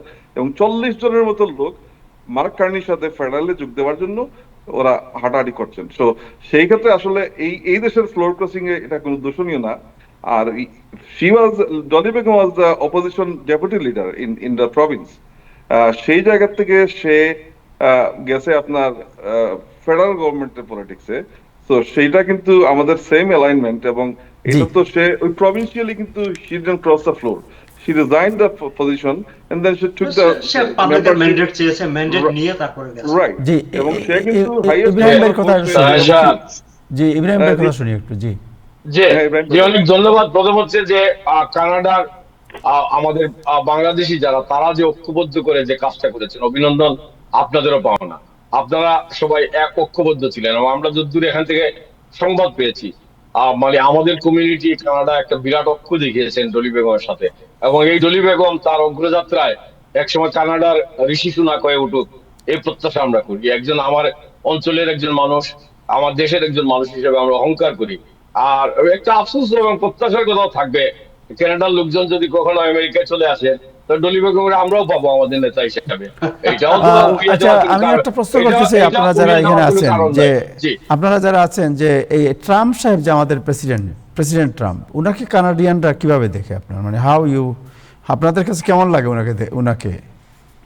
আমি একটু share করতে চাই লাগবে ভাই, আপনার থেকে শুরু করি। বলার আপনি কেমন, আপনি ডু ইউ লাইক? আচ্ছা, 2016 সালে আমি বলি, এটা ট্রিমেন্ডাস এক্সপিরিয়েন্স।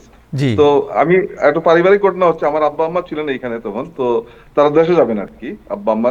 তো আব্বা তখন একটু বয়স হয়ে গেছে, একটু নার্ভাস ফিল করতেছেন, তো আমার বলছে যে আমাকে নিয়ে যাওয়ার জন্য। তো ওরা আসা যাওয়ার মধ্যে ছিলেন, ওই বছরই লাস্ট আসলেন আর কি। এনিওয়েজ আমার আব্বা অলরেডি ডাইড। সো আমাদের ফ্লাইটটা ছিল টরন্টো থেকে Air Canada to London, Heathrow, and Heathrow to Sylhet Biman. তো আমরা যেদিন ফ্লাইটে উঠছি ওই দিন ইলেকশনের রেজাল্ট হচ্ছিল আর কি, মানে আমরা তো মিড নাইটের ফ্লাইট করছি এখান থেকে, টরন্টো থেকে। তো ওই পাইলট ওঠার পরে গ্রিটিংস দিয়ে বললেন যে আপনারা নিশ্চয়ই অধীর আগ্রহ অপেক্ষা করতেছেন যে এই আমেরিকান ইলেকশনের রেজাল্টটা আমি জানা মাত্রই আপনাদেরকে সেটা ঘোষণা দিব। তো যখন আপনার প্রায় ফ্লাইটের শেষ ভাগে উনি মাইকে আসলেন এবং ফ্লাইটে তখন বলতেছেন যে আমি জানি আপনারা অপেক্ষা করতেছেন, তো এই আজকের ইলেকশনের রেজাল্টে এই ডোনাল্ড ট্রাম্প প্রেসিডেন্ট নির্বাচিত হয়েছেন। তো এটার প্লেনের মধ্যে একটা হাম নয়েজ থাকে, কিন্তু আমি পরিষ্কার শুনতে পাচ্ছিলাম সবার মধ্যে এরকম পুরো প্লেনের মধ্যে। সো এই এয়ার কানাডার ফ্লাইটে অ্যাবাউট 90% ওয়াজ মানে পিওরলি ক্যানাডিয়ান হোয়াইট পিপল। এটা কি আনন্দের ব্যাপার না হতাশার চরম চিহ্ন? এটা আমি ঠিক, এটা সবাই সাগর ভাই বলেন, আমি জানি না সাগর ভাই এক্সপেরিয়েন্স কি। সাগর ভাই, কানাডিয়ানরা আসলে, এক মিনিট আমি শুনতে চাই, আমাদের হাসান ভাইয়ের একটা আলোচনা আছে জরুরি, আমি শুনবো এটা। কানাডিয়ানরা ট্রাম্পকে কিভাবে মূল্যায়ন করে? না, কানাডিয়ানরা ট্রাম্প মার্কিন যুক্তরাষ্ট্রের প্রেসিডেন্ট, যুক্তরাষ্ট্রের জনগণ তাকে নির্বাচিত করেছে। সো যুক্তরাষ্ট্রের জনগণের চয়েসের ব্যাপারে আমাদের কোনো মানে আপত্তি অশ্রদ্ধা নাই। রাইট। আমরা রাজনৈতিক ভাবে দেখি তার যে সিদ্ধান্ত, আমরা তার সিদ্ধান্তের সমালোচনা করি। আমি একটু হাসান ভাইয়ের আগের প্রশ্নের সঙ্গে একটু যদি যোগ করি আর কি। সাগর, তার আগে আমি বলিনি আপনার কথাটাকে, আপনি ঠিক বলেননি কথাটা, আপনার উত্তরটা ঠিক হয়নি। এই মুহূর্তে সর্বশেষ জনমত জরিপে মাত্র 20% কানাডিয়ান অ্যাপ্রুভ করে ডোনাল্ড ট্রাম্পকে। 91% লোক 91, আমি এই দেখে বলছি আমি,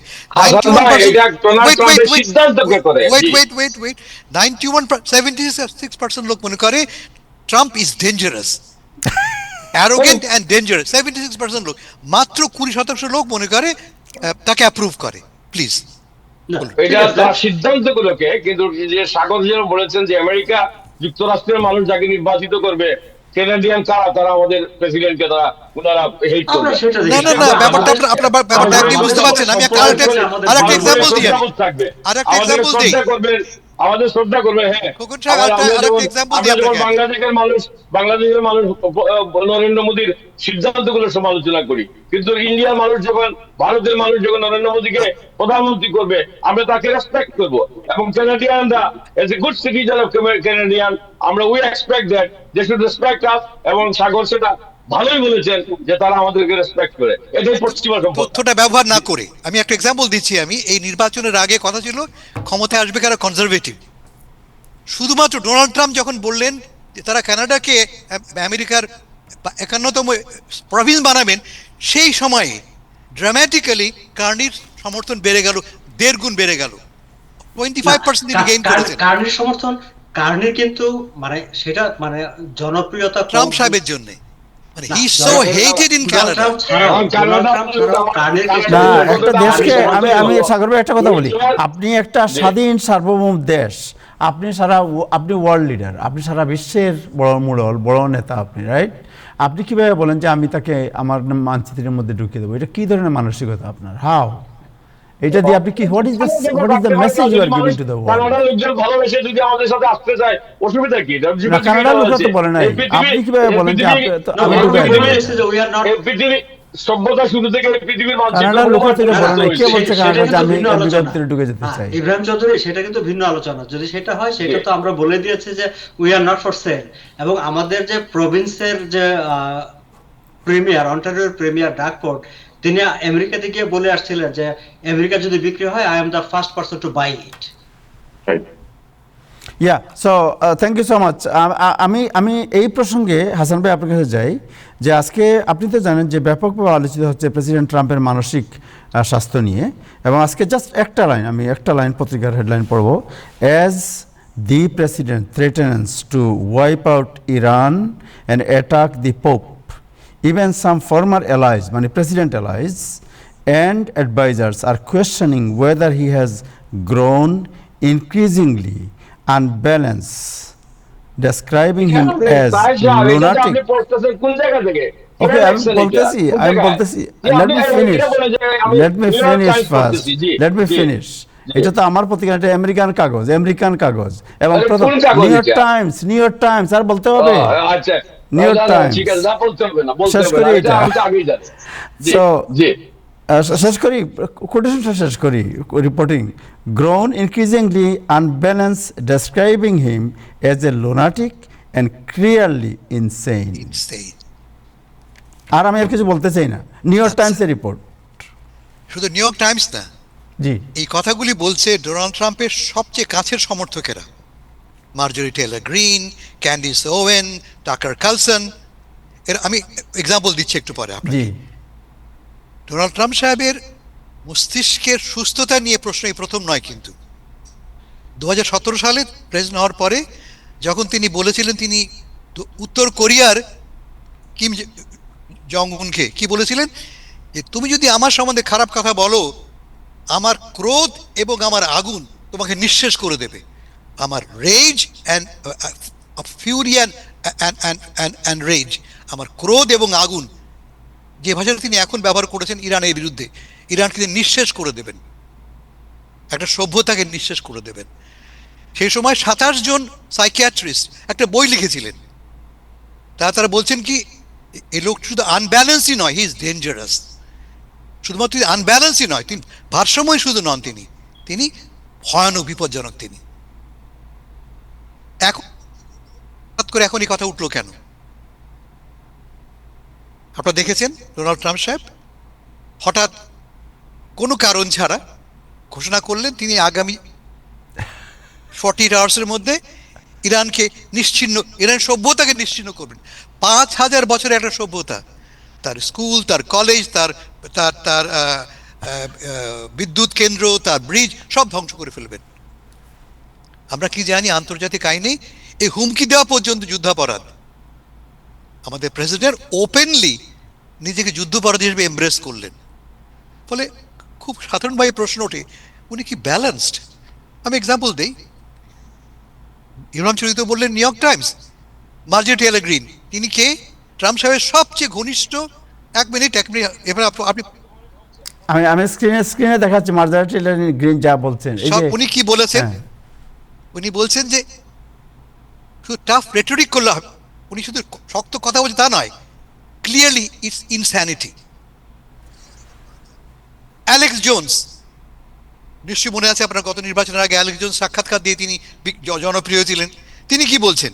তিনি বলছেন যে he does babble and sounds like the brain is not doing too hot, মাথা কাজ করছে না।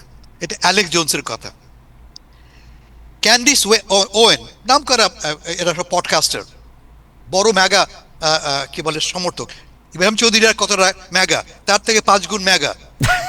কি বলছেন তাকে তিনি? এ জেনোসাইডাল লুনাটিক, এ জেনোসাইডাল লুনাটিক। আচ্ছা, গেল। ডেমোক্রেটরা কি বলছে একটু শুনি, তারা কি বলে। চাকসুমার কি বলেছে, এটা তাহের সাহেবের বক্তব্য নয়, নিউ ইয়র্ক টাইমস নয়, আমেরিকার সবচেয়ে প্রধান একটা পলিটিক্যাল পার্টির নেতা, তিনি বলছেন যে he is an extremely sick person, অত্যন্ত অসুস্থ একজন মানুষ। এটা চাকসুমার সাহেব বলছেন। আমাদের নিউ ইয়র্কের হাকিম জেফরিস কি বলছেন? Unhinged and out of control, unhinged and out of control. আর টেড লু ক্যালিফোর্নিয়ার বলছেন যে ব্যাটশিট ক্রেজি, ব্যাটশিট ক্রেজি। কি ঘটলো হঠাৎ করে, কি ঘটলো? একটা তো আপনারা জানেন ইরানকে নিয়ে তার এই বক্তব্য সকল মহলে বলা হচ্ছে, বিদেশে বলা হচ্ছেই, আমেরিকার ভেতরে বলা হচ্ছে যেটা অগ্রহণযোগ্য। ইনফ্যাক্ট প্রেসিডেন্ট ট্রাম্পের প্রেস কনফারেন্সে একজন প্রশ্ন করেছিলেন, এটা নিয়ে খুব আলোচনা হয়নি, প্রশ্ন করেছিলেন যে ভাই আপনি তো বলছেন যে ইরানরা ক্রেজি, কিন্তু অনেকে প্রশ্ন করছে যে তোমার কথাবার্তার মধ্যেও তো আমরা ব্যালেন্সের অভাব দেখতে পাচ্ছি। আমি প্রেস কনফারেন্সে প্রশ্ন করেছিল, ট্রাম্প সাহেব এটা এড়িয়ে গিয়েছিলেন। এখন সর্বশেষ যে ঘটনা ঘটল তা হচ্ছে উনি নিজেকে হঠাৎ যীশু খ্রিস্টের মতো ইমেজ প্রেজেন্ট করেছেন। ছবিটা দেখলে খুশি হবে তাই জি, ছবিটা গেছে আমার সামনে, একটু দেখান ছবিটা। জি, হঠাৎ করে নিজেকে তিনি আছে wait, নাকি wait, না এটা বানায় না এটা রাখছেন? কয়েকবার দেখানো হয়ে গেছে, আবার দেখাচ্ছি আমরা, আবার দেখাচ্ছি। জি। জি, জি, হঠাৎ এটা করে তিনি নিজেকে আগে এই দেন, যে হঠাৎ করে হ্যাঁ, এই যে দেখানো রাখতে হবে না, হচ্ছে। আমেরিকার পত্র পত্রিকা সব জায়গায় তাদেরকে রাখতে হবে না, সবাই রাখবেন সেখানে। জি, হঠাৎ করে তিনি, এটা প্রথম নয়, আগে তিনি পোপ হয়েছিলেন, আগে তিনি সম্রাট হয়েছিলেন, আগে তিনি নানা কিছু হয়েছিলেন, এবার তিনি হয়েছে যীশু খ্রিস্ট। তিনি যীশু খ্রিস্ট হয়েছেন। না না, এটা হয়নি। যীশু খ্রিস্ট কোথায়? আমাকে যীশু খ্রিস্ট দেখান আপনি। এই যে হ্যাঁ, তার ছবি, exactly। জি, উনি কি, আমরা পাগল বলছি কেন? উনি বলছেন যে আমি ডাক্তার, না আমি হাত দিচ্ছি, হাত দিয়ে সুস্থ করছি, আমি ডাক্তার। এই দেখে সিএনএন এর আমাদের অ্যান্ডারসন প্রশ্ন করেছে, ডোনাল্ড ট্রাম্প কি কখনো ডাক্তার দেখেননি জীবনে? এটাকে ডাক্তার? সে কারণেই তাকে নিয়ে প্রশ্ন। আমি শেষ করি আগে, প্লিজ আপনি বলেন। তদুপরি তিনি আক্রমণ করছেন কাকে? খ্রিস্টান সভ্যতার সমাজের 1 নম্বর নেতা পোপকে। পোপ লিওকে তিনি লেকচার দিচ্ছেন কি বলতে হবে কি বলতে হবে না। পোপ লিও কি বলেছেন? তিনি যুদ্ধের পক্ষে নন, মানুষ হত্যার পক্ষে নন। আর তার জবাবে আমাদের ট্রাম্প সাহেব বলেছেন তুমি এসব কথা বলতে এসো না, এই নিয়ে তুমি কথা বলতে যেও না, তুমি জানো না ফরেন পলিসি, তুমি ক্রাইমের পক্ষের মানুষ। এবং মার্কিন যুক্তরাষ্ট্রের এবং সারা বিশ্বের খ্রিস্টানরা যারা ক্যাথলিক এই কথা নিন্দা করছে। এখন এটা গুরুত্বপূর্ণ কেন আমাদের জন্য এই আলোচনায়? রাফলি 22% আমেরিকান ভোটারের 22% হচ্ছে কি ক্যাথলিক, 22%, যাদের 76% ভোট দিয়েছে ডোনাল্ড ট্রাম্পকে। হ্যাঁ, 22% ক্যাথলিক, তার 76% ট্রাম্পের সমর্থক। এখন প্রশ্ন, যে লোকটি সুস্থ নয়, যে লোকটি খোলামেলাভাবে পোপকে আক্রমণ করে, যে লোকটি খোলামেলাভাবে নিজেকে যীশুখ্রিস্ট বলে প্রেজেন্ট করে, আপনাদের কি মনে হয় আগামী নির্বাচন, নভেম্বরের নির্বাচনে এই খ্রিস্টানরা, এই ক্যাথলিকরা সেই, আমি উন্মাদ বলবো না, অপ্রকৃষ্ট মানুষকে ভোট দেবে? এই প্রথম কিন্তু ইতিহাসে এমন নয় যে একজন অপ্রকৃষ্ট লোক দেশ শাসন করছে। পৃথিবীতে অনেক রাজা বাদশাহী কিন্তু ক্ষমতা গ্রহণকালে, ক্ষমতা থাকাকালে অপ্রকৃতস্থ ছিলেন। একটা এক্সাম্পল দেই, বিখ্যাত রোমান রাজা সম্রাট ক্যালিগুলা নিজেকে ঈশ্বর বলতেন। তিনি তার ঘোড়াকে বানিয়েছিলেন কনসাল, নিজের ঘোড়াকে কনসাল বানিয়েছিলেন। ট্রাম্প সাহেব তো তার জামাতাকে বানিয়েছেন কনসাল, এবং তিনি বড়জন নিজেকে যীশু খ্রিস্ট বলেছেন। ক্যালিগুলা তো নিজেকে ঈশ্বর বানিয়েছিলেন। সে অর্থে ক্যালিগুলার থেকে আমাদের ডোনাল্ড ট্রাম্প সাহেব কম অপ্রকৃতস্থ। Thank you so much, thank you. এরকম কিছু খবর আছে, একটা জাস্ট লাইন পড়ি। Trump erratic behaviour and extreme comments revive mental health debate. এটা আর একটা পত্রিকার রিপোর্ট। আপনি আপনার পক্ষে, ট্রাম্প সাহেবের পক্ষে আপনার কোটেশন সহ সব দিতে পারেন। আমি কারোর পক্ষে বলতেছি না, আমি পক্ষে বলতেছি দিস গ্রেট নেশন ধারণ করে এমন লোকজনকে যারা এই দেশকে ভালোবাসেন এবং এই দেশকে ভালোবাসেনও না। আপনি ডোনাল্ড ট্রাম্পকে সমালোচনা করার জন্য ওই মার্গারেট টেইলার আর আপনার ইসরায়েলের বিশেষ বন্ধু আমাদের মানে সিনেটের, আর আপনার বন্ধু জেফরি, এই যে হাকিম জেফরি আর চাক শুমার, উনাদের রেফারেন্সের দরকার নাই। একজন মানুষ হিসেবে যুক্তরাষ্ট্রে বসবাস করি আমরা কিভাবে ডোনাল্ড ট্রাম্পকে দেখি? আমরা মনে করি এই ডোনাল্ড ট্রাম্প একজন প্লেফুল মানুষ, একজন প্লেফুল প্রেসিডেন্ট। তার রাজনৈতিক আচার আচরণ, কথাবার্তা অনেকটাই মানে আমাদের প্রচলিত ব্যবস্থা, মানে সুটকুট পরে যারা সুন্দর করে মিথ্যা কথা বলেন তার মতো না। আমরা প্রেসিডেন্ট বাইডেনকে দেখেছি, আমরা এর আগেও আরো সুন্দর নোবেল পুরস্কার পাওয়া, সুন্দর বক্তৃতা বাগবিশ এগুলোও দেখেছি। কিন্তু প্রেসিডেন্ট ডোনাল্ড ট্রাম্প একদম নগ্নভাবে সত্য কথা বলেন, স্পষ্ট করে সত্য উচ্চারণ করেন, এবং এই আমেরিকার শ্রেষ্ঠত্ব প্রমাণ করার জন্য, আমেরিকার সূর্য বীর্য সত্যবত্তা প্রমাণ করার জন্য এই মানুষ নিজেকে নিঃশেষ করে প্রতিনিধি কাজ করতেছে, আর তার সমালোচনার জন্য এই এই একটা ছবি এইগুলা দিয়ে নানান ভাবে বুলিং করা হচ্ছে। এগুলা তো একটা প্লেফুল আচরণ। এইসবকে আমরা ভালোভাবে দেখি না কেন? খুব ইন্টারেস্টিং কথা বললেন আমাদের, দেখি না কেন? খুব ভালো বললেন যে হাসান ভাই বলতেছেন যে কি আগামী নির্বাচনে হারবে, তা হারলে তো হাসান ভাই আপনার মাইন্ড করার কিছু নাই। হারবে বলি নাই, আমি হারবে এই কথা বলি নাই, কিন্তু let's see how people will decide. Ibrahim সাহেব আপনি আমার কথাটা ফলো করুন। আমি কোথায় বলি না হারবে তিনি, আমি বলছি তার সমর্থকেরা কি একজন অপ্রকৃতস্থ লোককে ভোট দেবে? আচ্ছা, আপনি একটা মজার কথা বলেছেন যে লোকটি নিঃশেষ করে দিচ্ছেন। আপনি কি জানেন প্রেসিডেন্ট হওয়ার পরে এই লোকটি তার প্রেসিডেন্সি ব্যবহার করে কত টাকার মালিক হয়েছেন? তিনি ও তার পরিবার নিঃশেষ করেছেন। তিনি শুধুমাত্র ক্রিপ্টো কারেন্সি তিনি অলমোস্ট $2 বিলিয়ন তিনি তার অর্জন করেছেন, জাস্ট ক্রিপ্টো কারেন্সি ফ্লোট করে। তার নামে, তার স্ত্রীর নামে ক্রিপ্টো কারেন্সি। তারা ব্যবসা করছেন কার সাথে? সৌদি আরবের সাথে।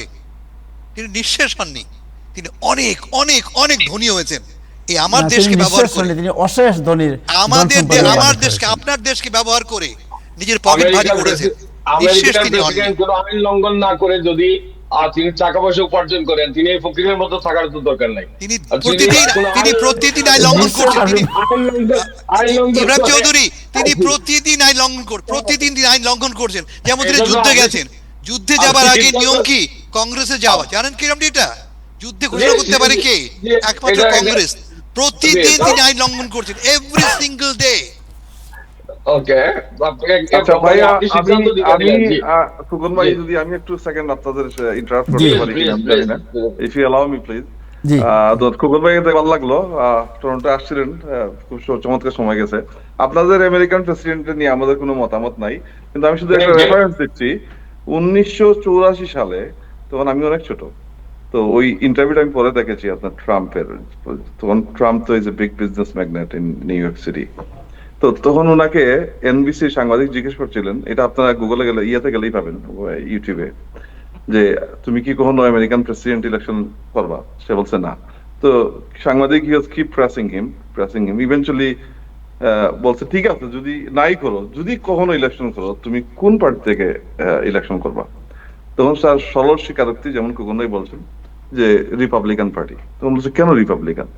তখন সে বলতেছিল these are the dumbest people in the world, whatever you say they believe. আপনি আমার কথা না, আপনারা look at the interview in 1984 NBC আছে ওটা। তো সেইটা আমি বললাম আর কি ওনার প্রেসিডেন্ট সম্বন্ধে। আর এখনকার মনে হচ্ছে উনি যেই কাজগুলো করতেছেন, এই অ্যাপস্টিন ফাইলটা হলো big issue. 4000 files still hasn't released yet, and I think this is worse than what you have seen so far. So I think this is what the whole cause is. Anyways, almost a million files. যাই হোক, এখন আমি আসলে আপনাদের ক্ষমা চেয়ে নিচ্ছি, আমার বিদায় নিতে হবে আসলে। আমি আসলে ছিলাম। আর ডলি বেগম নিয়ে শুধু একটা কথা শেষ করি। আমারই এক বন্ধু, আপনার যেদিন ভোট হচ্ছিল সেদিন বিকালবেলা ওনার বুকে ব্যথা হচ্ছিল, চিটাগাঙ্গের আমাদের এক ভাই। তো ওই ব্যথাটা, অস্বস্তি বোধ নিয়েই কিন্তু উনি ভোট দিতে গেছেন। ভোট দিয়ে বাসায় আসার পরেই উনি খুবই খারাপ ফিল করলেন, এবং আমাদের আরেক ডাক্তার বন্ধু ওনাকে ফোন দিলেন। উনি সিমটমটা শুনে বললেন you must go to the hospital now. উনি হসপিটাল যাইতে ওনার একবার মাইল্ড অ্যাটাক হইলো, এবং হসপিটালে ওয়াইল হি ওয়াজ ডুইং দ্য স্ট্রেংথ, ওই সময় ওনার আবার একটা মেজর অ্যাটাক হইলো। এনিওয়েজ, ফর আল্লাহর সেক হি ইজ গুড নাও। কিন্তু আমি বলতেছি আর কি, this is the love people শোন two Dolly Begum, irrespective of the people, I mean party or color or race or religion. This is what Dolly Begum is, and definitely she will continue to rule. I mean, we are expecting her to get a portfolio from the government very soon. Inshallah, that will happen. আমি বিদায় নিচ্ছি, সবাই ভালো থাকুন। আসসালামু আলাইকুম। Thank you Laikul Haque Chowdhury, আপনাকে অনেক ধন্যবাদ। Very powerful word. Thank you আপনাকে অনেক ধন্যবাদ, অনেক ধন্যবাদ। Congratulations again. Thank you very much. Thank you. আপনার তো আজকে আর কিছু বলার নাই বোধহয়, রাইট? আপনার তো মানে আমরা ফ্লোর দিছিলাম আপনাকে যে ট্রাম্পের পক্ষে যা ইচ্ছা বলতে পারেন আপনি। না, আমাকে যা ইচ্ছা বলার কোনো দরকার নেই। আপনারা এই যা ইচ্ছা বলার সুযোগটা সবসময় আপনারা ব্যবহার করেন, এটা আপনাদেরই থাক। আমাদের মানে প্রয়োজনের কথাটা যদি আমাদের বলার সুযোগ দেওয়া হয়, না এটা তো দেওয়া হয়েছে, বাট আপনি বলছিলাম তো যে আপনার কোর্ট সহ আরো কোর্ট যদি থাকে ট্রাম্পের পক্ষে, আপনি বলতে থাকেন কোর্টগুলো। আপনি নিউ ইয়র্ক টাইমস দেখে আর পড়তে দেখেন, আর ওই ছবিগুলো আরেকটু ঘুরে ফিরে দেখান। জি, ট্রাম্প সাহেব নিজে বলেছেন রিপাবলিকানের ডামেস্ট পিপল। তো কি মনে হয় ইব্রাহিম চৌধুরী, আপনার কি মনে হয় ট্রাম্প সাহেব ঠিক বলেছেন না ভুল বলেছেন? না, আমি তো জানি যে এত বুদ্ধিমান লোক মানে প্রেসিডেন্ট ভুল বলতে পারেন না তিনি, তাই না? তিনি ভুল বলতে পারেন না। না, এত বুদ্ধিমান লোক নির্বাচিত করেছিলেন, প্রেসিডেন্ট বাইডেনকে নির্বাচিত করেছিলেন, বারাক ওবামাকে, এসবের আমেরিকা আমরা দেখেছি, এখনো দেখতেছি। সো এই এই তা প্রশ্ন করিনি, প্রশ্নটা আমি প্রশ্ন করছি যে উনি বলেছেন রিপাবলিকানরা ডামেস্ট, আপনি এগ্রি করেন নাকি অন্য কথা বলেন না? এই কথাটা বলেন, আপনি এগ্রি করেন? 84 সালে বলেছেন, তার পুরো কন্ট্রাস্টটা যদি ইন্টারভিউ দেখেন, তিনি ওইভাবে বলেন নাই, তিনি ওই প্লেফুলি কথাবার্তা বলেছেন, তিনি অনেক সময় এক্স্যাক্টলি কথা বলেছেন। আমি কেন এই পার্টি আমি কেন এই পার্টি করব, পার্টিতে যাব? এই পার্টির লোকরা বুদ্ধু, উনি বলছেন এরা ডাম, বলে আমার মতো লোককে এরা ভোট দেবে। এটা প্রমাণ করে না যে সব ডেমোক্রেট যারা করেন সবাই খুব বুদ্ধিমান লোক? আরেকটা এক্সাম্পল দিই, লেটেস্ট একটা এক্সাম্পল দিই আমি। আপনারা তো অনেক ট্রাম্পের কথা বললেন, তো ট্রাম্প সাহেব আপনারা জানেন হোয়াইট হাউস এক্সটেন্ড করেছেন, একটা বিশাল বলরুম তিনি করছেন। এটা একটা বেআইনি কাজ, আপনি বলেন না উনি আইন মেনে চলেন, আর একটা বেআইনি কাজ। কেন করছেন ব্যাখ্যা তিনি দিচ্ছেন জানেন? জাতীয় নিরাপত্তার খাতিরে একটা বড় বলরুম করা নাকি জাতীয় নিরাপত্তা। আজকে নিউ ইয়র্ক টাইমস এবং সব পত্রিকায়, নিউ ইয়র্ক টাইমস বলা বাদ দিয়ে আমি পত্রিকায় আসছি, উনি বলেছেন জাতীয় নিরাপত্তার স্বার্থে আমাদের বড় বলরুম লাগবে একটা। একজন প্রেসিডেন্ট এটা মনে করতেই পারেন, তার এই মনে করার কনটেক্সটটা কি? মনে করতে পারেন না, তিনি তাই করবেন যা জনগণের স্বার্থে, তিনি যা খুশি করতে পারেন না। চৌধুরী, এটা আপনার জানা উচিত ছিল। যা খুশি করতে পারেন না, তিনি আইন মানবেন, কংগ্রেসের নিয়ম মানবেন, বাড়ি বানানোর নিয়ম মানবেন। He has not followed the rules. Thank you. আমার মনে হয় আজকে আর ইব্রাহিম চৌধুরীকে আর বিব্রত করে লাভ নেই, আপনার উনি আজকে আর পারতেছেন না। বিব্রতকর কিছু না, যুক্তরাষ্ট্রের প্রেসিডেন্ট এই জনগণের জিজ্ঞেস করে কাজ করেন না, তিনি কাজ করেন জনগণের স্বার্থে, এবং তার কাজের কথাগুলো ব্যাখ্যা করেন জনগণকে। কংগ্রেস এগুলো অ্যাপ্রুভ করে, জনগণ এগুলো জেনে, জনগণ তার ভোট দিয়ে দিছে 4 বছর আগে। কংগ্রেস কিন্তু এবার অ্যাপ্রুভ করে নাই কিছু, কংগ্রেস কিন্তু এবার কিছু অ্যাপ্রুভ করে নাই, কিন্তু যে তার সিদ্ধান্ত, তার কার্যক্রম অ্যাপ্রুভ না করতে পারেন, কিন্তু আপনি তাকে ভোট দিয়ে দিয়েছেন সিদ্ধান্তের জন্য। আমেরিকার প্রেসিডেন্ট কই যাবে না যাবে, কোন জায়গায় কোন খুঁটি লাগাবে না লাগাবে, এগুলো আপনাকে আমাকে বুদ্ধি করে পরামর্শ করে। ব্যাপারটা তো হতে পারে না, উনি ওনার তো অ্যাকাউন্টেবিলিটি আছে, ওনার তো অ্যাকাউন্টেবিলিটি আছে, ঠিক না? মানুষ তো ওনাকে in the course of due process accountability সবারই নিশ্চয়তা করা আছে। এখানে প্রেসিডেন্ট যা ইচ্ছা করতে পারেন না, এই জন্য চেক এন্ড ব্যালেন্স আছে। হ্যাঁ, আমরা জনগণ যে কোনো কিছু সমালোচনা করতে পারি, আমাদের আলোচনা করার অধিকার আছে, সমালোচনা করার অধিকার আছে, অবশ্যই আছে। আলোচনা করে একটা সুখবোধ আপনারা পাইতে পারেন, মানে আপনার টেলিভিশনের মানে ওই দর্শকরাও বাড়বেন, একটু হাততালি দিবেন, এগুলো সব ঠিক আছে। কিন্তু আসল কথাটা কি? আসল কথাটা যে প্রেসিডেন্ট, তার উপর বিশাল দায়িত্ব। He has to take his own step. এই দেশের মঙ্গলের জন্য তিনি যা ভালো বোঝেন তাই করবেন, এবং তিনি জনগণকে নিয়েই করবেন। একজন কমেন্ট করছে আপনি সভ্যতা ধ্বংস করে দেবো, এটা মঙ্গল আমার, যুদ্ধপরাধ করবো, এটা মঙ্গল আমার। Right, thank you. বিশাল একটা বলরুম বানাবো, এটা মঙ্গল আমার। না, একজন অথচ গরিব মানুষকে আমি ফুড স্টাফ দিতে পারি না, মেডিকেট দিতে পারি না আমি। মঙ্গল কোনটা ভাই? কোনটা মঙ্গল? একজন কমেন্ট করছে ন বলে উনি রান নেওয়ার চেষ্টা করছেন। যাই হোক, আমি এই বিষয়ে কোনো কমেন্ট করব। আমি একটা ছোট্ট বিষয়ে কথা বলতে চাই এই উত্তাপের মধ্যে। আচ্ছা শুনেন, এই বিষয়ে আমাদের কাজী পারভেজ সাহেব অনেক করতে লাইনে আছে, আজকে ট্যাক্সের লাস্ট ডেট, এই বিষয়ে একটু কথা বলতে হবে আজকে। আর আমি এই বিষয়ে আপনার কাছে আমি আসতেছি, 2 মিনিট সময় দেন আমাকে। কাজী পারভেজ ভাই, আপনাকে অনেক শুভেচ্ছা। আপনি কাকাতুয়াল এজেন্সির প্রধান, এবং এই কমিউনিটিকে একদম আমরা আমেরিকা আসার পর থেকে আমি জানি না হাউ মেনি ইয়ার্স পারভেজ ভাই ইউ আর সার্ভিং? কত বছর বললেন? 7 years 37 ইয়ার্স থেকে উনি ট্যাক্স সার্ভিস দিয়ে যাচ্ছেন। শত না, হাজার লোক আপনার পরিচিত। তো যাই হোক, আজকে তো লাস্ট ডেট। সো লাস্ট ডেটে অনেকে প্রশ্ন করছেন যে ট্যাক্স রিটার্নে এবার রিফান্ড কেমন হবে, আর গত বছর বা আগের বছর বা অন্য বছরের চেয়ে এবার রিফান্ডের অবস্থা কি, কম না বেশি, না কোনো কারণ আমাদের সবাই ম্যাক্সিমাম রিফান্ড বেশি চায়, রিফান্ড। সো এইটার অবস্থা কি আপনার?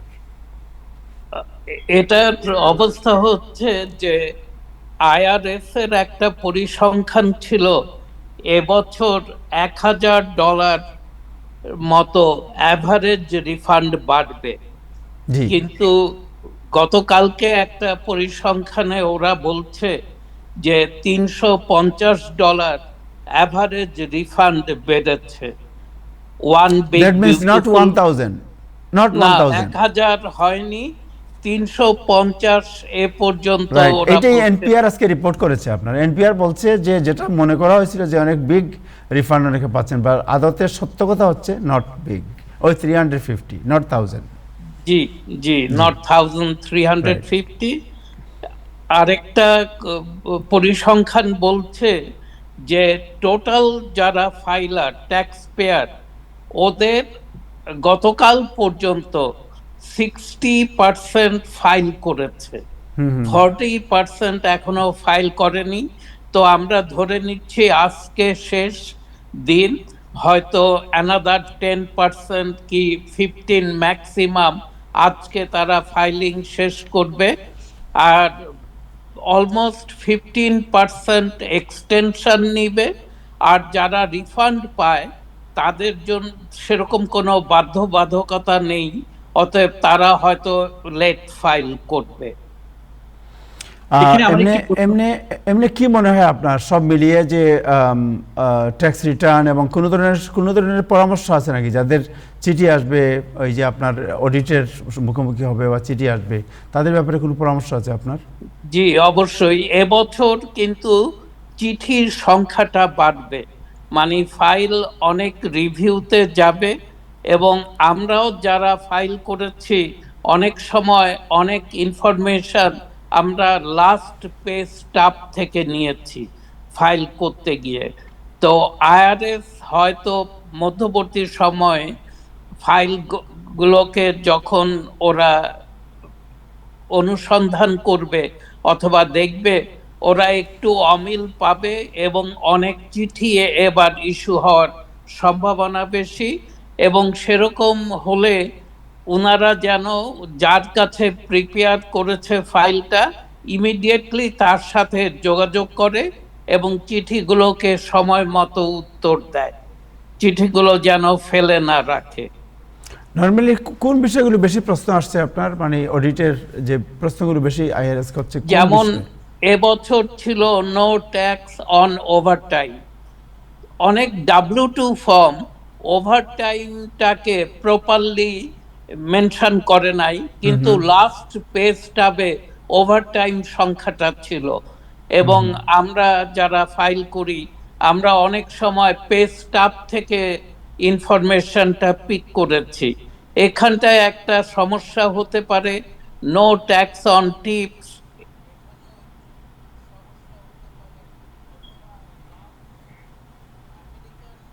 ম্যানুফ্যাকচার্ড কার্ডস, যে ইন্টারেস্টের ছাড় দেওয়ার কথা ছিল ওটা খুব কারেক্টলি ক্যালকুলেট হয় নাই। ট্যাক্স ফাইলে গিয়ে বলা হয়েছিল যে ইন্টারেস্টটা ডিডাকশন পাবে, কিন্তু যখন আমরা ওই ইনফরমেশনগুলো পুট করেছি দেখেছি যে টোটাল যে ইন্টারেস্ট পে করেছে সেটা ডিডাকশন হয়নি। এবং আইআরএস প্রথম থেকেই বলছিল যে মধ্যবর্তী সময়ে বছরের মাঝখানে এই আইনটা পাস হওয়ার কারণে অনেক এমপ্লয়ার এবং অনেক প্রতিষ্ঠান এটাকে যথাযথ ফলো করতে পারেনি। তো আইআরএস এই বছরটা একটু শিথিল থাকবে এবং কিছুটা ছাড়ও দিবে। থ্যাংক ইউ সো মাচ, আপনাকে অনেক ধন্যবাদ। জি আমার একটি প্রশ্ন আছে যে খুব চমৎকার ভাবে আপনি ব্যাখ্যা করলেন যে আমার যে প্রশ্নটা হলো যে আজ রাতের পরে যারা ট্যাক্স ফাইল করলো না, তো তাদের জন্য তো একটা বড় ধরনের পেনাল্টি আছে। তো সেই পেনাল্টি দেওয়ার সময় যদি যারা করলো না, পেনাল্টি সম্পর্কে যদি আপনি কিছুটা বলতেন এবং এর মানে কি পরিমাণ ফাইন দিতে হবে যদি তাদের উদ্দেশ্যে কিছু বলতেন। ধন্যবাদ। হ্যাঁ, আজকে অনেকেই হয়তো শেষ মুহূর্তে ফাইল করতে পারলো না।